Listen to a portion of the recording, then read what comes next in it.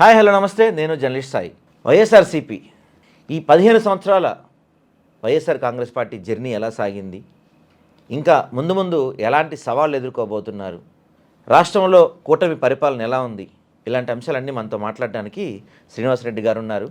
YSRCP Panchayati Raj wing state vice president. ఆయన గతంలో MPP ZPTC కూడా చేశారు. సార్తో మాట్లాడదాం. నమస్తే సార్. నమస్తే సార్. అంటే దాదాపు 15 సంవత్సరాలు పూర్తయింది, వాళ్ళ 16వ సంవత్సరం. 15 సంవత్సరాల జర్నీ గురించి ఏం చెప్తారు మీరు? రాజశేఖర రెడ్డి గారి మరణం తర్వాత ఆనాడు ఉన్నటువంటి రాష్ట్రంలో, ఉమ్మడి రాష్ట్రంలో ఉన్నటువంటి అశేషమైనటువంటి రాజశేఖర రెడ్డి గారి అభిమానులు జగన్మోహన్ రెడ్డి గారి మీద నాటి కాంగ్రెస్ ప్రభుత్వం కక్షపూరిత ధోరణితోటి వ్యవహరించినటువంటి తీరుకు నిరసనగా ఆయన తీసుకున్నటువంటి, జగన్మోహన్ రెడ్డి గారు తీసుకున్నటువంటి నిర్ణయం వైఎస్ఆర్ కాంగ్రెస్ పార్టీ పెట్టడం, విశేషమైనటువంటి రాజశేఖర రెడ్డి గారి అభిమానులందరూ కూడా ఆయనతో ప్రయాణం చేయటం, తర్వాత రాష్ట్ర విభజన జరగటం, ఆంధ్రప్రదేశ్లో కాంగ్రెస్ పార్టీ పూర్తిగా 100 సంవత్సరాల చరిత్ర కలిగినటువంటి కాంగ్రెస్ పార్టీ తుడిచిపెట్టుకుపోవటం,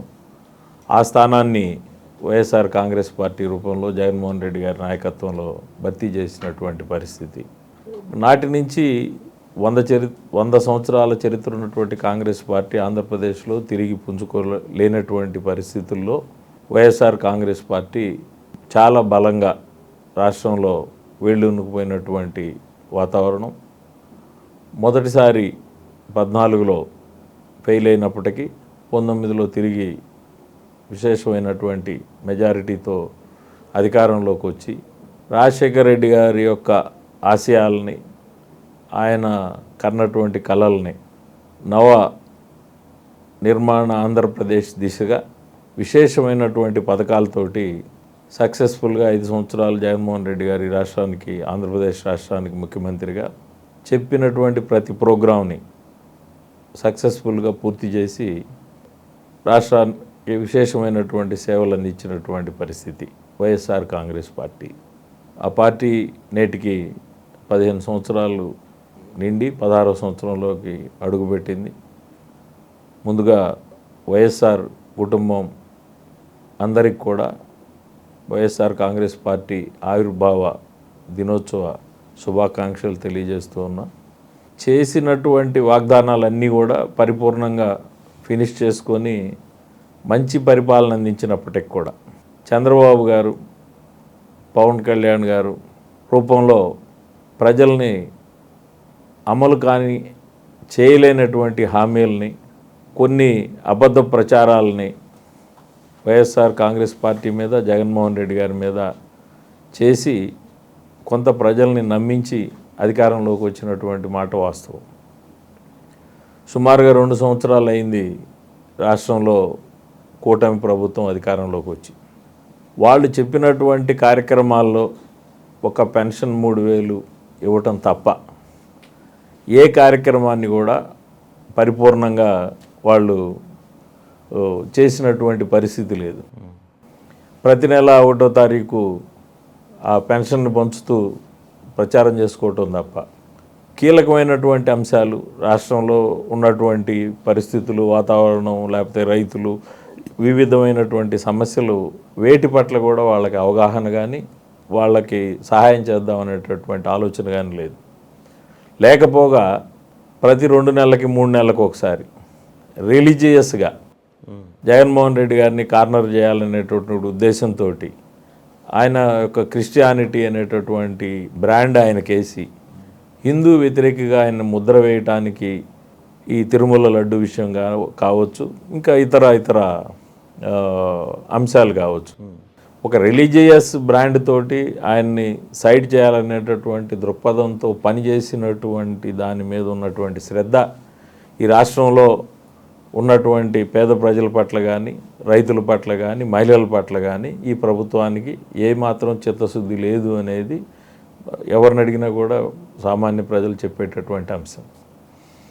ప్రతి ఒక మేజరు సబ్జెక్ట్ వచ్చినప్పుడల్లా వివేకానంద రెడ్డి గారి హత్య కేసు, లేకపోతే తిరుమల లడ్డు, లేకపోతే ఇంకొక హిందుత్వ అంశాన్ని తెర మీదకి తీసుకొచ్చి ఈ యొక్క సమస్యల్ని పక్కదోవ పట్టించటం, వారి యొక్క చేతగానితనాన్ని, వారు చేయలేనటువంటి అమలు కానిటువంటి ఇచ్చినటువంటి హామీలని ప్రజలు మర్చిపోయే విధంగా ఒక ఉన్మాదమైనటువంటి స్థితికి జనాలను తీసుకెళ్లేటటువంటి పరిస్థితి తప్ప మరి ఈ కూటమి ప్రభుత్వం సాధించింది చేసింది కూడా ఏం లేదు. మరి కేవలం వీరి యొక్క పార్లమెంటు సభ్యుల మద్దతుతోటి కొనసాగుతున్నటువంటి వాళ్ళ ఎన్డీఏ ప్రభుత్వం ఉంది. ఆ ప్రభుత్వంలో కేంద్ర మంత్రులుగా ఉన్నారు ఇద్దరు తెలుగుదేశం పార్టీకి చెందినటువంటి వారు, మరి బీజేపీకి చెందినటువంటి వారు ఉన్నారు ఈ రాష్ట్రంలో ఎంపీలుగా గెలిచి కేంద్ర మంత్రివర్గంలో ప్రాధాన్యం వహిస్తున్నటువంటి వారు. మరి కొత్త ప్రాజెక్ట్స్ ఇంతవరకు ఈ రాష్ట్రానికి 2 సంవత్సరాలు ఇచ్చినవి కానీ, పాత ప్రాజెక్టులకి కేంద్రం నుంచి ఆర్థిక మద్దతు కానీ, మరి వాళ్ళ బీహార్కి కానీ, గుజరాత్కి కానీ, యూపీకి కానీ ఎన్డీఏ గవర్నమెంట్ చేస్తున్నటువంటి సహాయం, అక్కడ చేస్తున్నటువంటి అభివృద్ధి ఏదైతే ఉందో వాటిల్లో కనీసం ఒక 1%, 2% కూడా ఆంధ్రప్రదేశ్కి జరగటం లేదు అనేది మరి మనం జగమెరిగినటువంటి సత్యమే. ఊరికే ప్రాపగాండ చేసుకోవటం, ఎంతసేపటికి కూడా రాష్ట్రానికి రాజధాని అవసరం ఖచ్చితంగా ఉండాల్సిందే. అది అమరావతి కానివ్వండి, లేకపోతే విజయవాడ కానివ్వండి, గుంటూరు కానివ్వండి, ఖచ్చితంగా ఉండాల్సిందే రాజధాని. ఎంతసేపటికి రాష్ట్రంలో పరిపాలన వదిలేసి, రాష్ట్రంలో అభివృద్ధి వదిలేసి అమరావతిలో ఒక ఈరోజు వరకు అక్కడ ఏమీ లేనటువంటి పరిస్థితిని అక్కడ ఒక 1200 ఎకరాల్లో రైల్వే స్టేషన్ కడతాం, ఓ 4000 ఎకరాల్లో ఎయిర్పోర్ట్ కడతాం, ఇంటర్నేషనల్ ఎయిర్పోర్ట్ కడతాం, అక్కడ కోటవేది దూరంలో గన్నవరంలో ఎయిర్పోర్ట్ ఉంది. ఈ అన్నీ కూడా ఇమేజెస్ రూపంలో యానిమేషన్ మూవీ లాగా చూపించటం తప్ప ఇప్పటి వరకు అక్కడ జరిగినటువంటి పెద్ద అభివృద్ధి కూడా నాకైతే ఏం కనపడలేదు. నేను ఫ్రీక్వెంట్గా వెళ్తూ వస్తూనే ఉన్నాం. ఇంకా ఆ దశలోనే ఉంది. ఇప్పటికి ఇంకా 2 సంవత్సరాలు పూర్తి అయింది. బట్ పూర్తిగా ఇక రాష్ట్రంలో మరే ఇతర కార్యక్రమం కానీ, లేకపోతే పోలవరం ప్రాజెక్టు కానివ్వండి, లేకపోతే వెలుగొండ మా ప్రకాశం జిల్లాకు సంబంధించి వెలుగొండ ప్రాజెక్టు కానివ్వండి, ఇంకా అసంపూర్ణంగా ఉన్నటువంటి రాజశేఖర రెడ్డి గారి టైంలో మొదలు కాబట్టి అసంపూర్ణంగా ఉన్నటువంటి ఇరిగేషన్ ప్రాజెక్టుల పట్ల కానీ, ఇన్ఫ్రాస్ట్రక్చర్ పట్ల కానీ, మరి ఆనాడు కేంద్రం అనౌన్స్ చేసింది మా ప్రకాశం జిల్లాకి సంబంధించి ఒక దొనకొండ దగ్గర ఒక పెద్ద ఇంటిగ్రేటెడ్ ప్రాజెక్ట్ అని చెప్పేసి ఈరోజు వరకు దాంట్లో ఒక చిల్ల చెట్టు కొట్టినటువంటి పరిస్థితి లేదు. అలాంటి ప్రాజెక్టుల పట్ల కానీ, కేంద్రం నుంచి రావాల్సినటువంటి వాటా కానీ, కేంద్రం నుంచి రావాల్సినటువంటి కొత్త యొక్క ప్రాజెక్టులు కానీ, గతంలో అనౌన్స్ చేసినటువంటి ప్రాజెక్టులు కానీ, రాష్ట్ర విభజన సందర్భంగా ఇచ్చినటువంటి హామీల పట్ల కానీ, వేటి పట్ల కూడా ఈ కూటమి ప్రభుత్వానికి శ్రద్ధ లేదు. వాళ్ళు కేవలం ఆ ఉన్నటువంటి సిస్టంలో ఏ విధంగా డబ్బులు వస్తాయి, ఎమ్మెల్యేలు పూర్తిగా రేషన్ బియ్యం కాడించి, పేదవాడి రేషన్ బియ్యం కాడించి, ఇసుక, గ్రానైటు, గ్రావెలు, ఈ రాష్ట్రంలో ఉన్నటువంటి ప్రతి ఖనిజ సంపదను కూడా ఎమ్మెల్యే స్థాయి వ్యక్తులు, వారి పై స్థాయి వ్యక్తులు దోచుకుంటున్నటువంటి కథనాలు మనం ఏ నియోజకవర్గంలో చూసినా కూడా కనపడతానే ఉన్నాయి. మరి వారికి అనుకూలంగా ఉన్నటువంటి ఛానల్సే నిన్న మొన్న చూశాను వేరే ఛానల్లో కంటిన్యూగా అదే వస్తుంది. 800 కోట్ల దోపిడీ, 850 కోట్ల దోపిడీ, 1000 కోట్ల దోపిడీ చెంకుర్తి గ్రానైట్లో అని చెప్పేసి. అని మరి ఇక్కడ ప్రభుత్వం రాష్ట్రంలో పనిచేస్తుందా, లేకపోతే అసలు అరాచకం జరుగుతుందా అనేది అర్థం కాని పరిస్థితి. మరి కార్యకర్తల మీద, వైఎస్ఆర్ కాంగ్రెస్ పార్టీ కార్యకర్తల మీద గ్రామ బహిష్కరణలు చేయటం, అనేక మంది మీద కేసులు పెట్టడం, ఎవరైతే పెద్దలుగా ఉండి మంత్రులుగా, మాజీ మంత్రులుగా పనిచేసినటువంటి వారు ఒక సబ్జెక్ట్ ఉండి ఆ అంశాల పట్ల ఈ ప్రభుత్వాన్ని నిలదీసేటటువంటి వారందరి మీద అక్రమమైనటువంటి కేసులు బనాయించడం, వాళ్ళని అరెస్ట్ చేయటం, తద్వారా వైఎస్ఆర్ కాంగ్రెస్ పార్టీ యొక్క వాయిస్ని కంట్రోల్ చేయాలనుకోవటం, ఈ పార్టీ కార్యకర్తల్ని భయభ్రాంతులు చేయాలనుకోవటం, ఇలాంటి ఎక్సర్సైజ్ ఇదంతా కూడా ఒక క్రిమినల్ యాటిట్యూడ్ తోటి, మైండ్ తోటి ఉండేటటువంటి విధానంగా జరుగుతున్నటువంటి పరిపాలన ఇది. ఒక రాజరికపు వ్యవస్థ, లేకపోతే ప్రజాస్వామ్య వ్యవస్థ, ప్రజలకి మేలు చేసేటటువంటి విధానంగా ఈ ప్రభుత్వం పనిచేయటం లేదు. కేవలం కక్ష సాధింపు ధోరణి, ఎదుటి పార్టీ వాళ్ళని ఇబ్బంది పెట్టడం, వారి యొక్క వ్యాపారాలని, వారి యొక్క వ్యవస్థలను నాశనం చేసేటటువంటి విధానంగా ప్రయాణం చేస్తూ ఉంది. ఇది దాని మీద ఉన్నటువంటి శ్రద్ధ ఈ రాష్ట్రం మీద, రాష్ట్ర యొక్క పురోభివృద్ధి మీద శ్రద్ధ లేదు అనేది అందరికి కూడా అర్థమవుతున్నటువంటి అంశం. లేకపోతే ఇప్పుడు వాళ్ళు కొత్తగా చెప్పుకొచ్చేది ఏముంటుంది? ఇప్పుడు విశాఖలో గూగుల్ డేటా సెంటర్ అంటారు. అది ఎప్పుడు జగన్మోహన్ రెడ్డి గారి హయాంలో భోగాపురం ఎయిర్పోర్ట్ కానీ గూగుల్ డేటా సెంటర్ కానీ ఏర్పడినటువంటి అంశం. ఆల్రెడీ అభివృద్ధి చెందినటువంటి విశాఖపట్నంలో ఇంకా డెవలప్ చేయడానికి ఇదే జగన్మోహన్ రెడ్డి గారు ప్రయత్నం చేస్తే అక్కడేదో జరిగిపోతుంది, ఆడేదో చేసేస్తున్నారు అని చెప్పేసి ఆయన మీద ఎన్నికల ముందు అపనిందలు వేయటం, అక్కడ కట్టినటువంటి ఒక గెస్ట్ హౌస్లు కానీ లేకపోతే నిర్మాణాలు, ప్రభుత్వ భవన నిర్మాణాలను కూడా అపహాస్యం చేసేటటువంటి విధానంగా దుష్ప్రచారం చేయటం. ఇవాళ అదే గోకుల్ సెంటర్ని మేము తెచ్చామని ప్రచారం చేసుకోవటం, అదే ఎయిర్పోర్ట్ని మేము తెచ్చామని ప్రచారం చేసుకోవటం తప్ప కొత్తగా ఈ రాష్ట్రంలో మొదలైనటువంటి ప్రాజెక్ట్ ఏంది, ఫినిష్ అయినటువంటి ప్రాజెక్ట్ ఏంది అనేది కూటమి ప్రభుత్వం ప్రజలకు సమాధానం చెప్పాల్సినటువంటి అవసరం ఉంది. అయితే అంటే గతంలో జగన్మోహన్ రెడ్డి గారు పార్టీ స్థాపించినప్పుడు కేంద్రంలో ఇద్దరు అధికారంలో ఉన్న పార్టీలతో విభేదించారు. ఆయన 16 నెలలు జైల్లో పెట్టారు. ఆ తర్వాత వచ్చిన మొదటి ఎన్నికల్లోనే ఓడిపోయారు. కానీ బలంగా ఎదుర్కొని మళ్ళీ ఎన్నికల్లో గెలిచారు. ఇప్పుడు మళ్ళీ అత్యంత చరిత్రలో లేనంత అత్యంత ఘోరమైన ఓటమి చూశారు. ఇప్పుడు అంటే గతంలో జగన్మోహన్ రెడ్డి గారు పాదయాత్ర చేసినప్పుడు ఉన్న పరిస్థితులు ఇప్పుడంతా రాష్ట్రంలో ఇందాక మీరే చెప్తున్నట్టు మొత్తం రెడ్ బుక్ పరిపాలన నడుస్తుంది.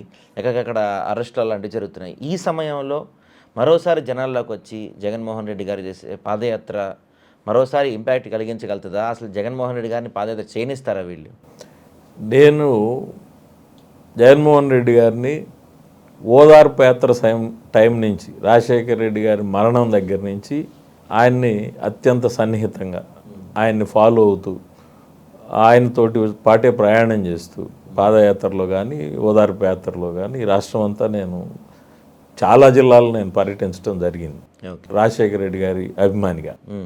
ఈ భారతదేశంలో నాకు తెలిసినటువంటి నేను సుమారుగా 40 సంవత్సరాల నుంచి 1987లో మండలాధ్యక్షుడిగా ఎన్నిక కాబడ్డాను. 40 సంవత్సరాల నా రాజకీయ జీవితంలో అంత మాస్ క్రౌడ్ పుల్లర్ని, అంత ఒక ఆయన ప్రజలలోకి అందుబాటులో లేకపోతే ప్రతి కార్యకర్త నేను ఈ పార్టీ నాది, జగన్మోహన్ రెడ్డి నాన్న నా తమ్ముడు అని భావించినటువంటి క్రమంలో ఆయనతో ఆ అధికారంలో ఉన్నటువంటి టైంలో ఆయనకున్నటువంటి అధికార కార్యక్రమాలు బిజీగా ఉన్నటువంటి పరిస్థితుల్లో ప్రతి ఒక్క కార్యకర్త, ప్రతి నాయకుడు ఆయన్ని ఓన్ చేసుకొని ఆయనతో నేను మాట్లాడలేకపోయాను, ఆయనతో నేను కలిసి ట్రావెల్ చేయలేకపోయాను అనేటటువంటి బాధతో మాట్లాడినటువంటి విధానమే తప్ప ఆయన వన్స్ ప్రజల్లోకి మళ్ళీ తిరిగి పాదయాత్ర రూపంలో కానీ ఏ రూపంలో అయినా కానీ ఆయన ప్రజల్లోకి రావటం మొదలు పెడితే ఇక ఆ ప్రభంజనాన్ని ఆపటం అనేది ఎవడి యొక్క తరము కాదండి. వాళ్ళు ఆయన మీద ఇవాళ ఈ యొక్క అంటే బీజేపీ నేషనల్ పాలిటిక్స్లో బీజేపీ 1, 2, 3 సార్లు అధికారం వచ్చినటువంటి క్రమంలో భారతదేశంలో యంగర్ జనరేషన్లో కూడా హిందుత్వ పోకడ అంతో ఇంతో ఒక రిలీజియస్ ఒక సిస్టమ్ అనేది వాళ్ళు బిల్డ్ చేయగలిగినటువంటి మాట వాస్తవం, ఇవాళ ఎవరైనా ఒప్పుకోవాల్సినటువంటి సత్యం ఇది.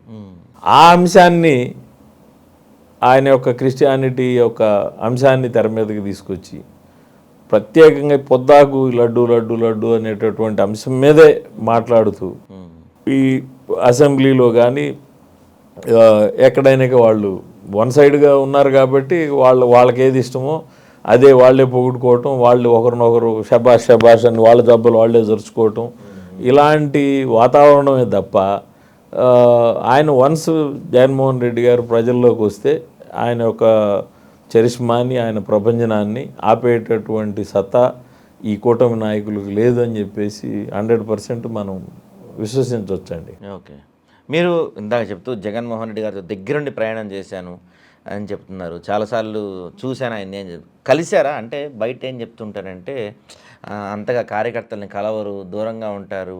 కలిసినా సరిగా రిసీవ్ చేసుకోరు అని చెప్పి ఇవి ప్రచారం జరుగుతూ ఉంటుంది. మీరు దగ్గర నుంచి చాలా సంవత్సరాల నుంచి చూస్తున్నారు కాబట్టి ఎలా మీ పరిచయం ఎలా ఉండింది? అది అబద్ధం అండి. ఆయన అధికారంలోకి వచ్చినటువంటి అధికార కార్యక్రమాల బిజీలో కొంత గ్యాప్ వచ్చిన మాట నిజమే, కానీ అబద్ధం అండి. ఆయన చాలా ఒక రాజశేఖర రెడ్డి గారి దగ్గర ఒక సొంత అన్న దగ్గరికి తండ్రి దగ్గరికి పోతే ఏ విధంగా ఫీల్ ఉంటుందో జగన్మోహన్ రెడ్డి గారి స్పర్శలో కూడా అదే విధమైనటువంటి feel I got it lot of times. నేను ప్రతి ఒక్క మనిషిని ఆయన బయట ఊరక దుష్ప్రచారం చేయటమే తప్ప ఒక 50 మంది వరుసగా నిలబడి కొత్తగా పరిచయం అయిన వాళ్ళు పేర్లు చెప్పిన నాబోటి వారు ఇదిగో ఈయన సాయి ఈయన సోన్సో ఈయన సోన్సో అని మనం చెప్పిన మళ్ళా తిరిగి వచ్చి మొదలు 1వ నెంబర్ దగ్గర పేరు పెట్టి పిలిచేటటువంటి మెమరీ, ఆ ఆప్యాయత జగన్మోహన్ రెడ్డి గారి దగ్గర నేను ప్రత్యక్షంగా అనేక సార్లు చూసినటువంటి సందర్భం. మేమైతే కొన్ని వేల మంది లక్షల మంది మధ్యలో ఆయన సభల్లో పాల్గొన్నటువంటి క్రమంలో మేము ఎక్కడ కనపడ్డా కూడా నోరారా సినున్నా అని పిలిచేటటువంటి వ్యక్తి. ఆయనకి గర్వం అని లేకపోతే దగ్గర రానివ్వడని లేకపోతే ఆప్యాయంగా ఉండడని చెప్పేటటువంటి మాట శుద్ధాబద్ధం. ఓకే. అయితే అధికారంలోకి వచ్చినటువంటి క్రమంలో కొన్ని ఆయనకు ఉన్నటువంటి పరిధులు, సెక్యూరిటీ రీజన్స్, అధికారిక కార్యక్రమాలు, ప్రభుత్వం, పరిపాలన, రాష్ట్రం, వాటన్నిటి బిజీతో కొంత నాయకులతోటి కార్యకర్తలతో కొంత గ్యాప్ వచ్చి ఉండొచ్చు. కానీ బట్ ఆయన అసలు అది నిత్యం ప్రజల్లో మమేకమైనటువంటి కుటుంబం. ఇంకా నాకు తెలిసి రాజశేఖర రెడ్డి గారి కన్నా కూడా ఎక్కువగా జగన్మోహన్ రెడ్డి కార్యకర్తలతోటి కలిసి ట్రావెల్ చేసినటువంటి విధానం ఆయన ఎప్పుడు ఉండండి. ఆయన మొత్తం రాజశేఖర రెడ్డి గారి మరణం దగ్గర నుంచి 18 ఏళ్ళు జైలు నుంచి వచ్చి మళ్ళీ పాదయాత్ర, ఎన్నికలు, ప్రచారం, తర్వాత ఒకసారి ఓడిపోయిన దగ్గర నుంచి రాష్ట్రంలో ప్రత్యేక ఆంధ్రప్రదేశ్లో ఉన్నటువంటి సమస్యల మీద అనేక పోరాటాలు, అనేక నిరాహార దీక్షలు. ఆయన అసలు కుటుంబంతో ఎప్పుడు ఉన్నాడు, ఎప్పుడు ప్రజలతోటే ఉన్నాడు. ఆయన అది ఊరికే ఒక ఏదో గుడ్డగాల్సి నెత్తినేయటం అంటారు చూసారా, పాత సామెతలాగా అట్లా అంటాం తప్ప అసలు ఆయన కుటుంబంతో ఎక్కడ ఉన్నాడు? ప్రజలతోటే ఉన్నాడు, కార్యకర్తలతోటే ఉన్నాడు, నాయకులతోటే ఉన్నాడు. ఓకే. అది అధికారం లేని 5 సంవత్సరాలు కూడా అది రాంగ్ అండి. ఓకే. అంటే ఇంకోటి, అంటే మీలాంటి చాలామంది కార్యకర్తలను దృష్టిలో పెట్టుకొని జగన్మోహన్ రెడ్డి గారు ఈసారి పదే చెప్తున్నారు, జగన్ 2.0 కార్యకర్తలకి పెద్దపేట అయిపోతున్నాము, ఈసారి కార్యకర్తలని అంటే వాళ్ళకి దగ్గరగా ఉండబోతున్నాం అని చెప్పి స్టేట్మెంట్ ఇచ్చారు. అంటే దాంతోపాటుగా ఇంకా చాలామందికి కూడా వార్నింగ్ ఇచ్చారు. అంటే మీరు దగ్గర నుంచి చూశారు, మీ అభిప్రాయం ఎలా ఉంటుంది? జగన్ 2.0 ఎలా ఉండబోతుంది అనుకుంటున్నారు?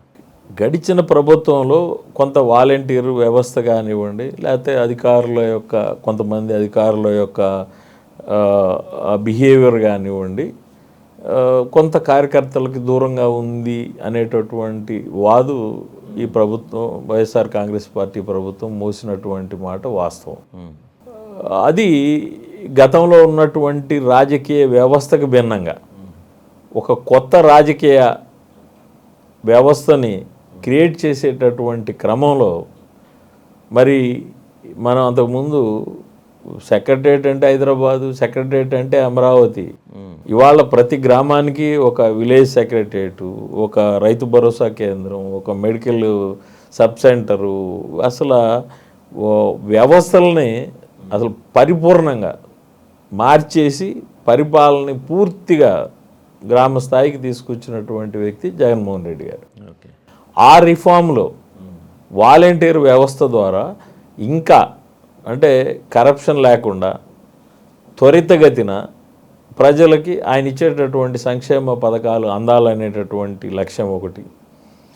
తరువాత తనకి పార్టీకి ఓటేసినా ఏకపోయినా ఈ రాష్ట్ర ప్రజలందరూ నాకు సమానమే, అర్హులైన ప్రతి ఒక్కడికి నా పథకం అందాలనేటటువంటి ఉద్దేశం ఒకటి. రాజకీయ నాయకుల్ని, పార్టీ కార్యకర్తల్ని దీంట్లో ఇన్వాల్వ్ చేస్తే ఆ యొక్క మెయిన్ ఆయన యొక్క అనుకున్నటువంటి ఉద్దేశానికి భిన్నంగా ఇక్కడ వీళ్ళు వ్యవహరిస్తారనేటటువంటి ఉద్దేశంతో ఒక వాలంటీర్ వ్యవస్థని ఆయన క్రియేట్ చేయటం భారతదేశంలో ఎక్కడ కూడా లేని వ్యవస్థను తీసుకురావటం జరిగింది. దానితో కార్యకర్తలు నాయకులు అనాది నుంచి వస్తున్నటువంటి యొక్క రాజకీయ వ్యవస్థలో ఇప్పుడు నేను 21 సంవత్సరాలప్పుడు రాజకీయాల్లోకి వచ్చాను. ఆనాడు రాజకీయాల్లో ఏ పని జరగాలన్నా అక్కడ ఉన్నటువంటి ఒక మండల ప్రెసిడెంట్, ఒక గ్రామ పంచాయతీ సర్పంచ్, ఒక ఎమ్మెల్యేనో వాళ్ళ నోటీసు లేకుండా ఏమి జరిగేటటువంటి పరిస్థితి లేదు. కనీసం ఒక మనిషి చనిపోయి తిరిగి పెన్షన్ పొందాలన్నా కూడా అది మళ్ళీ అక్కడ ఉన్నటువంటి తెలుగుదేశం పార్టీ నాయకుడు లేకపోతే కార్యకర్త చెబితే తప్ప జరిగేటటువంటి పరిస్థితి లేదు.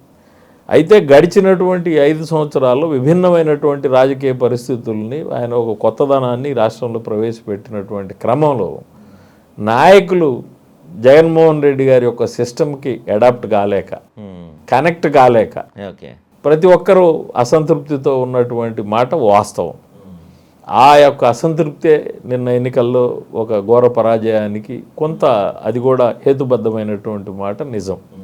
అంతే తప్ప ఖచ్చితంగా ఆయన ఏదైతే సెలెక్ట్ చేసుకున్నటువంటి విధానం ఏదైతే ఉందో, నేను ఇన్ని సంవత్సరాల రాజకీయాల్లో ఉన్నటువంటి నేను 100% అసలు మాకు నిజంగా పని లేదండి. మేమేమి ఒక పెన్షన్ ఇవ్వమని చెప్పే పని లేదు, ఒక లోన్ ఇవ్వమని చెప్పే పని లేదు, లేకపోతే ఒక విద్యా దీవెన చెప్పే పని లేదు, లేకపోతే ఇంకొకటి చెప్పే పని లేదు. ఆయన 9 నవరత్నాల్లో ఏ పథకాన్ని as a జడ్పీడీసీ, as a MPP, as a MLA చెప్పే అవసరం లేదు. అర్హమైనటువంటి అర్హులుగా ఉన్నటువంటి ప్రతి ఒక్క మహిళకి, ప్రతి ఒక్క పిల్లవాడికి, ప్రతి ఒక్క పెద్దవాడికి, వృద్ధుడికి ఆయన కార్యక్రమాలు నేరుగా వెళ్ళిపోతూ ఉన్నాయి. వాళ్ళు సెలెక్ట్ చేస్తున్నారు అవసరమైన ప్రతి ఒక్కడికి.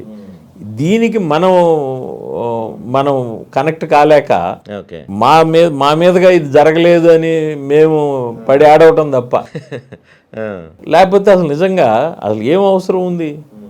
అవసరం ఉన్నవాడికి ఆయన ఇర్రెస్పెక్టివ్ ఆఫ్ పార్టీ ఆయన పెట్టిన పథకం ప్రతి ఒక్క పథకానికి అర్హులైనటువంటి వాళ్ళకి ఆయన ఇవ్వాలనుకున్నప్పుడు ఇంకా రాజకీయ నాయకుడు ప్రమేయం ఎందుకు అక్కడ అనుకున్నాడు. ఆయన ఒక విధానాన్ని, ఒక కొత్త విధానాన్ని రాష్ట్రంలో ప్రమోట్ చేశాడు. దానికి మేము కనెక్ట్ కాక ఆయన మీద అసంతృప్తి మాట్లాడటం తప్ప ఆయన చేసినటువంటి ప్రోగ్రాంలో అయితే ఏ విధమైనటువంటి లోపం లేదు. కొంత ఈ నాయకులు ఎవరికి వాళ్ళే నిరాసక్తితోటి మాకేముంది అనేటటువంటి ఉద్దేశంతో కొంత పని చేయకుండా జరిగినటువంటి పరిస్థితుల్లో ఇదంతా జరిగింది తప్ప నాకైతే ఆయన చేసినటువంటి ఆ ప్రోగ్రాంలో, ఆ సిస్టంలో నేను అంటే చాలా ముందు నుంచి నేను చూసినటువంటి క్రమంలో రాజకీయాల్లో అది ఒక కొత్త ధోరణి. ఏదైనా కూడా ఒక కొత్త సిస్టమ్ని అడాప్ట్ చేసుకొని ముందుకు తీసుకెళ్ళినప్పుడు ఖచ్చితంగా ఇలాంటి అవాంతరాలు, ఇబ్బందులు, ఒక వ్యవస్థనే సమూలంగా మార్చేసేటటువంటి విధానం ఇది. ఇంత దగ్గరగా ఇంతకుముందు మేము మండల ప్రెసిడెంట్గా ఉండేటప్పుడు మండలానికి ఒక అగ్రికల్చర్ ఆఫీసరు, ఒక 4 డెమాన్స్ట్రేటర్లు అనేవాళ్ళం అప్పుడు. అంటే అగ్రికల్చర్ ఫీల్డ్ అసిస్టెంట్స్ 4.